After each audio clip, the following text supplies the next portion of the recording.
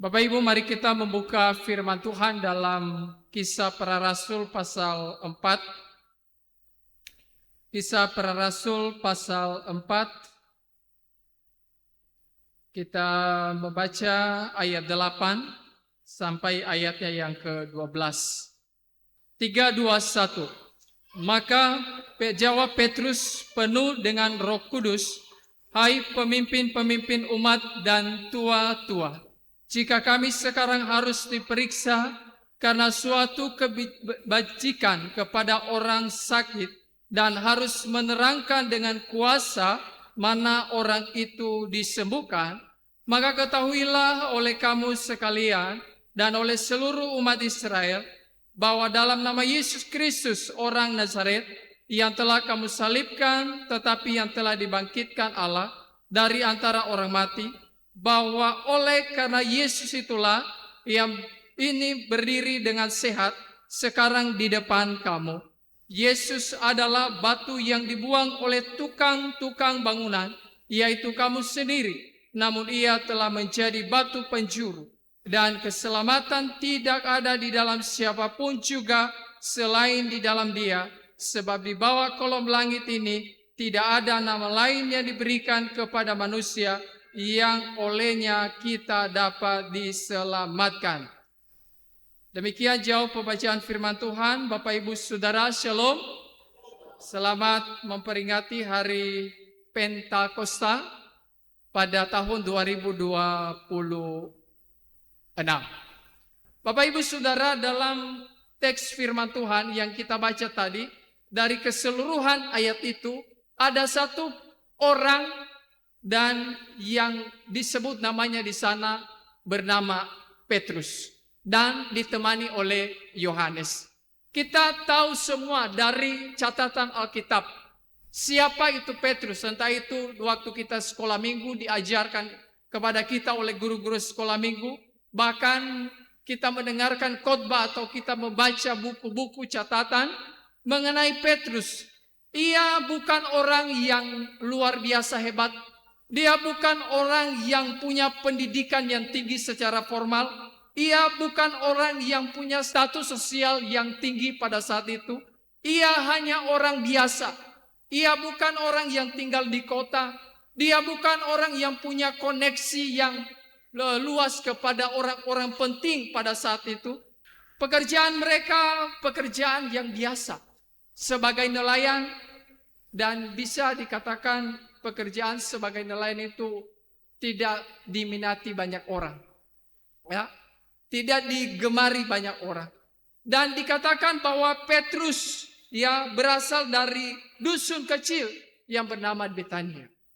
Lihat waktu Tuhan Yesus mengatakan bahwa malam ini imanmu akan tergoncang, tapi dia bilang tidak, dia tidak mikir dulu.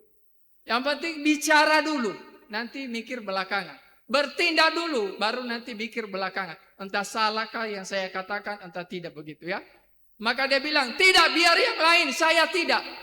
Tapi waktu Yesus ditangkap, dihadapkan kepada sidang, lalu di depan pintu gerbang, dia menyangkal Tuhan Yesus 3 kali.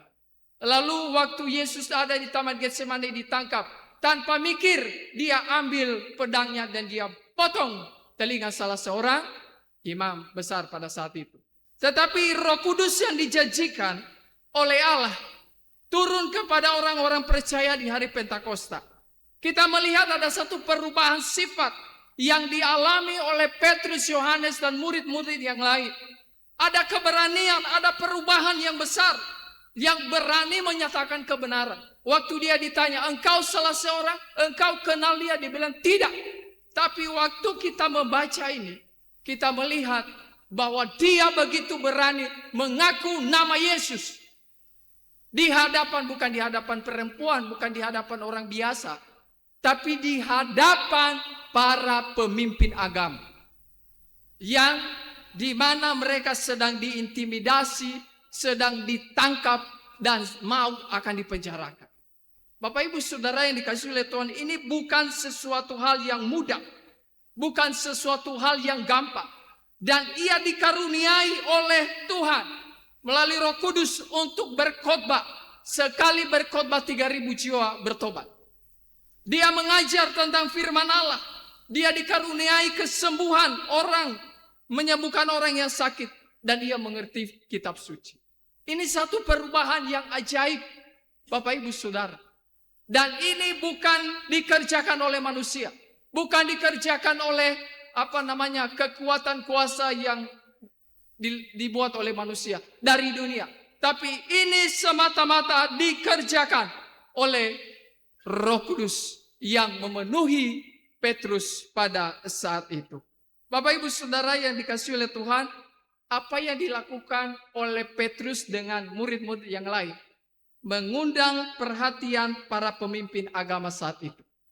Itu sebabnya di ayat 1 dari pembacaan kita tadi, kita membaca di sana ketika Petrus dan Yohanes sedang berbicara kepada orang banyak, mereka tiba-tiba didatangi imam-imam dan kepala pegawai bait Allah serta orang-orang Saduki. Ada 3 kelompok orang di sini. Saudara, 3 kelompok orang ini merupakan penguasa agama dan politik Yahudi di Yerusalem saat itu. Dan orang Saduki tidak percaya adanya kebangkitan orang mati. Ya, orang Saduki tidak percaya bahwa ada kebangkitan orang mati. Nah, sedangkan Yesus telah bangkit dari antara orang mati. Dan berita yang disampaikan oleh Petrus dan murid-murid yang lain, Yesus telah bangkit dari antara orang mati. Sehingga ada pertentangan pengertian, pemahaman, dan ajaran antara Petrus dengan mereka. Mereka berseberangan dalam pemahaman, dalam pengajaran tentang firman Allah. Nah, oleh karena itu, cara untuk menghentikan Petrus dan yang lain harus mereka ditangkap, diancam, diintimidasi, dan dipenjarakan.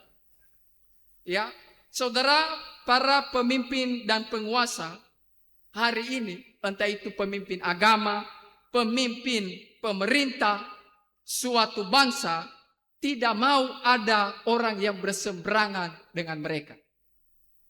Betul? Tidak mau ada orang yang berbeda pendapat dengan mereka. Mereka mau itu semua ya A, B, B. Kalau A mereka bilang A, kalau ada yang bilang B, tangkap, intimidasi, penjarakan. Bapak Ibu Saudara yang dikasihi oleh Tuhan, ini cara-cara yang dipakai oleh penguasa dari dulu sampai hari ini. Ya, untuk membungkam kebenaran, untuk menutupi fakta karena tidak sesuai dengan apa yang mereka pikirkan, tidak sesuai dengan apa yang mereka rencanakan. Nah, Bapak Ibu Saudara yang dikasihi oleh Tuhan, mengapa terjadi demikian? Karena para pemimpin itu ya tidak mau mengakui kesalahan. Ya, tidak mau rendah hati, tidak mau berkata jujur, tidak mau untuk mengakui fakta yang terjadi. Dan ini banyak yang terjadi, bukan hanya di negara, di dalam gereja, di dalam organisasi gereja demikian pun terjadi. Di dalam kehidupan keluarga pun terjadi. Kalau istrinya tanya, kenapa papa selingkuh? Diam kamu. Kalau tidak diam, saya tonjok kamu. Dia pakai ancaman untuk menutupi kesalahannya. Apa salahnya engkau jujur? Apa salahnya engkau berkata, ya saya salah. Dan saya minta pengampunan kepada Tuhan. Tolong berikan kesempatan kepada saya. Itu lebih berwibawa bagi saya. Dan itu terjadi pemulihan. Tapi kebanyakan orang pakai ancaman, intimidasi, tangkap. Atau tinju. Nah, sehingga apa yang terjadi? Keluarga sulit untuk maju. Anak-anak tidak punya hasrat untuk beribadah kepada Tuhan. Tidak gairah rohani. Bangsa tidak diberkati. Gereja tidak diberkati. Lingkungan tidak diberkati. Kenapa? Karena Tuhan tidak mau orang yang tidak jujur. Karena Tuhan tidak mau pemimpin yang tidak takut akan Tuhan. Tuhan tidak mau pemimpin yang tidak rendah hati. Dengar ini pemuda-pemudi, ya, besok kalau engkau jadi kepala keluarga rendah hati. Engkau besok jadi presiden, engkau besok jadi bupati, wali kota, gubernur, pemimpin perusahaan, kepala sekolah, kah? Rendah hati. Amin. Supaya engkau diberkati oleh Tuhan. Jika engkau salah, aku itu salah. Ya. Jika engkau telah melakukan kejahatan, aku itu kejahatan. Maka Tuhan akan melakukan pemulihan. Dan engkau akan diberkati oleh Tuhan. Amin. Jika engkau menutupi satu kesalahan, maka cara untuk menutupi kesalahan itu harus tutup lagi dengan kebohongan yang lain. Maka tidak akan menyelesaikan masalah. Nah, ini yang dialami oleh para murid pada saat itu. Untuk menutupi fakta bahwa Yesus telah bangkit, maka yang dilakukan oleh para pemimpin agama, mereka menangkap, mereka intimidasi, lalu mereka penjarakan. Bapak Ibu Saudara, pertanyaannya adalah, apakah dengan cara itu, ya, apakah dengan cara itu orang-orang menjadi tidak percaya bahwa Yesus telah bangkit? Ya, apakah dengan cara itu orang-orang menjadi tidak percaya kepada Yesus? Ternyata Bapak Ibu Saudara tidak. Ya. Tidak demikian. Coba lihat di ayat 4. Tetapi di antara orang yang mendengar ajaran itu banyak yang menjadi percaya. Sehingga semua mereka menjadi kira-kira 5.000 orang laki-laki. Bapak Ibu Saudara, angka 5.000 ini bukan sekedar angka yang menunjukkan jiwa yang menjadi percaya. Tetapi angka ini Bapak Ibu Saudara, angka 5.000 itu menekankan bahwa orang menjadi percaya kepada firman Allah, kepada kebenaran, kepada berita kebangkitan Tuhan Yesus, dan kebenaran fakta-fakta yang ada tidak bisa dihalangi, tidak bisa dihentikan oleh tekanan dan kuasa dari dunia. Berapa banyak gereja yang dibakar, berapa banyak anak-anak Tuhan yang ditangkap dan dipenjarakan karena menyuarakan firman Allah kebenaran. Apakah dengan cara itu maka orang-orang percaya seperti kita bilang, kalau begitu kita pindah agama sudah, kita pindah iman? Ternyata tidak. Apakah dengan cara itu maka orang yang belum percaya, saya sudah tidak usah jadi percaya kepada Tuhan Yesus? Tidak juga. Bapak Ibu Saudara, justru dengan itu iman orang Kristen semakin kuat, semakin kokoh. Amin. Ya. Iman orang Kristen semakin kuat dan kokoh, dan satu persatu jiwa-jiwa datang bertekuk lutut di hadapan Tuhan bahwa Yesus Kristus adalah satu-satunya juru selamat di dalam kehidupan. Itu yang sedang terjadi hari ini Bapak Ibu Saudara. Dan ini bukan kuasa manusia. Ini adalah kuasa yang dikerjakan oleh Roh Kudus. Yang tidak bisa ditahan, yang tidak bisa dihentikan oleh kuasa manapun. Saudara, kita kembali dalam pembacaan kita tadi. Ya, ketika Petrus dan Yohanes diperhadapkan kepada sidang dan ditanyai kuasa yang mereka gunakan untuk menyembuhkan orang sakit, kuasa untuk mengajar, memberitakan kebangkitan Yesus. Kisah Para Rasul ayat 8 tadi kita membaca dengan berani tanpa takut. Petrus penuh dengan Roh Kudus. Dia dengan berani berdiri dan berkata, hai para pemimpin, umat dan tua-tua. Bapak Ibu Saudara, Petrus dapat ini dari mana? Pengertian hikmat ini dari mana? Keberanian yang cukup berubah luar biasa. Ini dapat dari mana?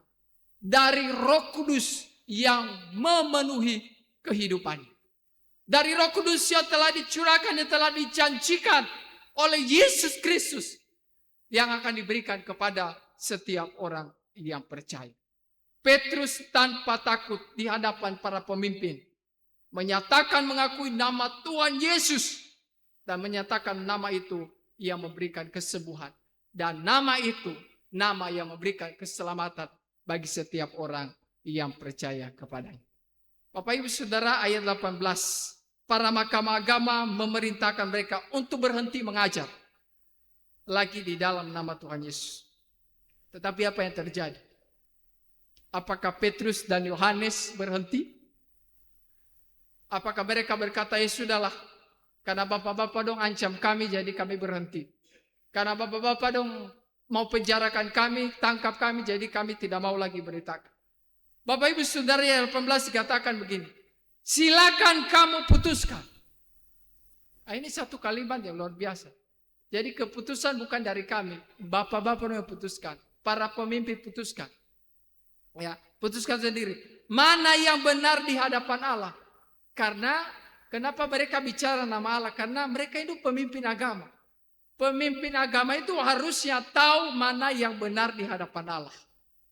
Tapi itu tadi, karena mereka ini mengancam eksistensi mereka, kedudukan mereka, keberadaan mereka, maka mereka menggunakan cara yang tidak terpuji untuk mempertahankan posisi dan kedudukan mereka.